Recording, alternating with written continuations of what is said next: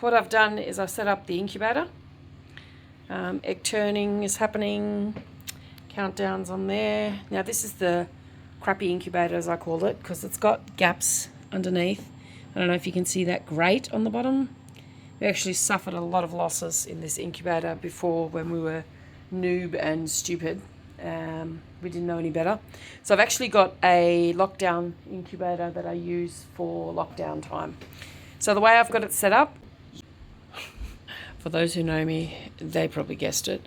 It is a drip method of keeping the incubator at the right humidity. So it needs to be between 40 and 50. It gets between 47 to 51. I'm pretty happy with that. I'm not too upset about it. So I'm going to be adjusting it according to what the quail shed recommends for their eggs. Now that they've arrived, I need to keep them point down for 24 hours, and I'll keep you posted. I'm so excited. Okay, so the eggs are in. He's got to come back up to temperature now. So I've got 24 quail eggs from the quail shed. So we're now on day 7 of the incubation. Tomorrow is D-Day. It's lockdown time tomorrow. Day 14. So I'm about to go through my second incubator, take it apart and have a look and get it all set up, ready to go for tomorrow. Exciting times. This is the base. On all my incubators, I find it easiest to write down what buttons I need to push to set all my bits and pieces, and also where it says F1, F2, F3, it gets so confusing to remember what does what and what does. It's just crazy. So I found this is the easiest way. I just stick a thing on there, and yeah, because it might be a little bit of time before you decide to hatch again. So yeah, it's just easier for me to do this. So in the bottom, it's got a grate. You're probably wondering why I have 2 incubators. So we had a really bad experience with that original one. All the chicks, well, most of the chicks got maimed and injured and died because the grate in the bottom is not removable, and there was gaps where the little quail babies got in between. Now, being a new quail mum, I didn't foresee that. So you can see with this one, it actually fits quite snugly. However, there are these holes, and because the quail babies are so tiny, we've actually used some aquarium sponge and just kind of plugged those holes up with the aquarium sponge. They do peck on it, but I've never had any of them get sick or anything. So it's probably a better way to do it, but if you come up with anything, let us know.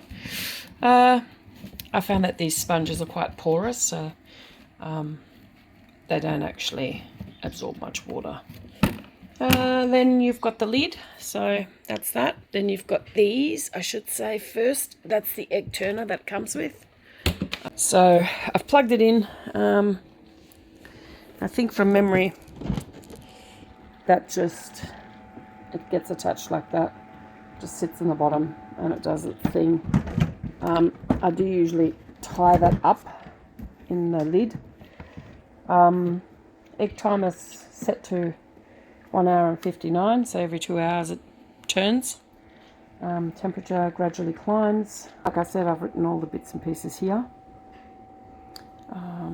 That's reset. And then you just hit your buttons. I watched YouTube video after YouTube video to get all this information. So if you want to take a screenshot and you've got the same one, please do. Feel free to take a photo and use the instructions that I've got on here. So now I've got that set to be my hatching one. This one, I like to keep one clean, and baby quail make a hell of a lot of mess when they're hatching and when they start pooping, and I like to have a sterile environment when I'm incubating the eggs to prevent any kind of issues with the babies. So having the 2 incubators, I use the smaller one, which has got quite a bit of capacity, as you saw. Plenty for me at the moment. So I use that one to get the babies to hatching point, to lockdown point, sorry. And then on day 14, they go into lockdown. And then, yeah, we wait from day 15 to day usually 21. I like to go a little bit extra, just to make sure that the ones that were going to hatch are going to hatch. And if by then they haven't hatched, well then pretty much, yeah, I say bye-bye and they go in the bin. But I'm not one of these morbid people that's a perfectionist and likes to open up the eggs after they didn't hatch and check for dead babies or infertility. I might candle them at that point. I don't like to candle quail eggs because they cool down so quick because they're such a small volume. I don't like to candle them on day 10 like they say. Look, afterwards, like I said, I'll candle the eggs before I throw them in the bin.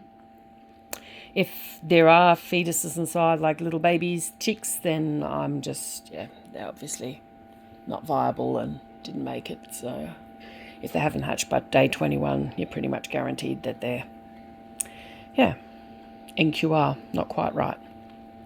So I need to reset my days and times. So you can actually see the turner turning the eggs. Can you see that?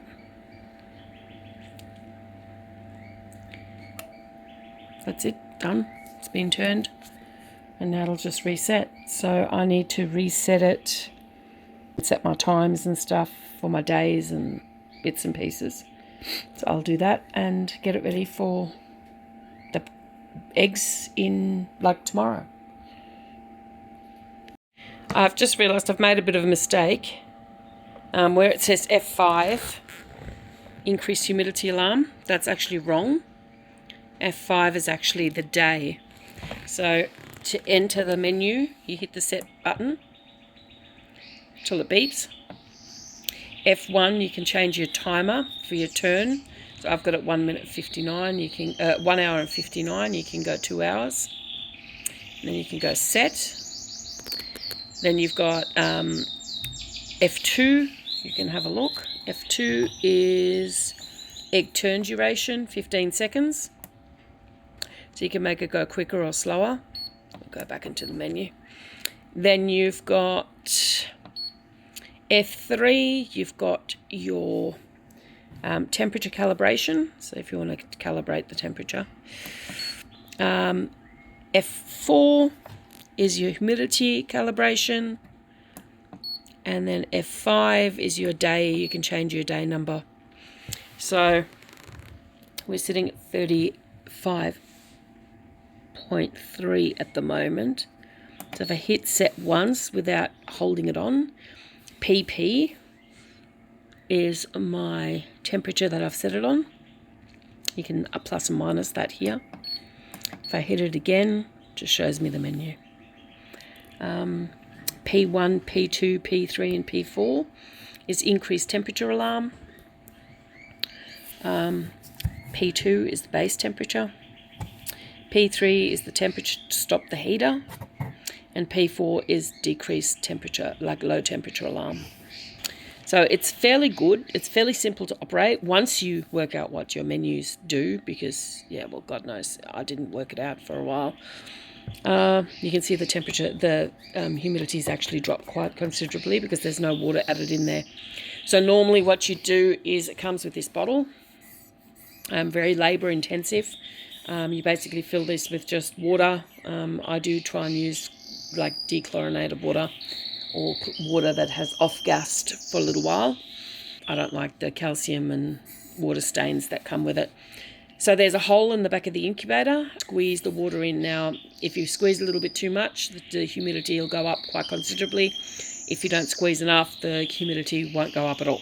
So I actually, as you've seen in previous videos, if you've been watching, I'm actually a nurse. So I use giving sets. These are just standard giving sets that you get. You can approach your local, nurse that you know, or even the hospital maybe. Maybe they have expired giving sets that, you know, are going to be thrown out. I have a friend that's still working in the hospital system, so if I ever ran out, I'd just say, you know, can you get me an old one that's expired that's going to be piffed in the bin? And they're usually pretty open to that. So, and then I have bags. This was expired fluid. I like to use the 1 litre bag. Hospitals throw out empty bags. There's no risk of infection because you're not going to go all the way up the line with any body fluid materials. That's just a El Cheapo one that you can actually get off the internet. I found they don't work as well. However, in a pinch, they probably would do the job. You can fill them up and then just use the giving set and just, yeah, run it into the incubator in a slow drip rate until you work out where your sweet spot is to set. And the plus, oops, how did I do that? Let's try that again.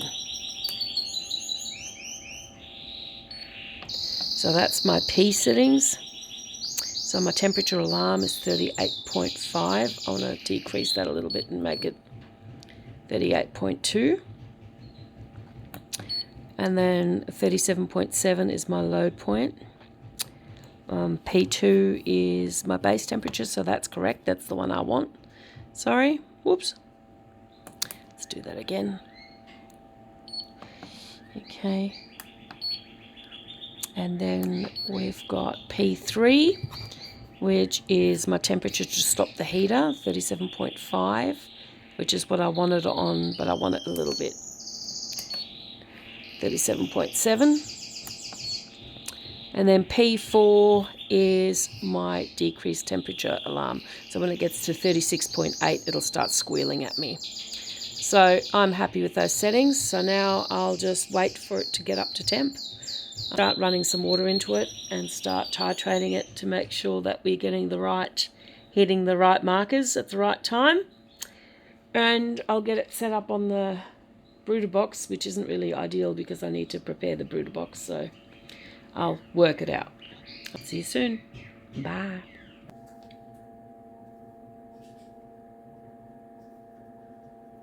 Okay, so quails are in lockdown. Yep, they're in lockdown. So now we wait. So I'm not going to worry about humidity. It says 65 to 70. And look, we've got a bit of temperature fluctuation, but I don't think it's going to be a problem. 37.7, it goes up as high as, 38.2 or something. But if you look in here, you can see where the temperature probe is. It's in the ceiling and the eggs are way down there. So I think they'll be okay. So I'm just going to keep the humidity going and, yeah, just wait and see what happens. So countdown is on.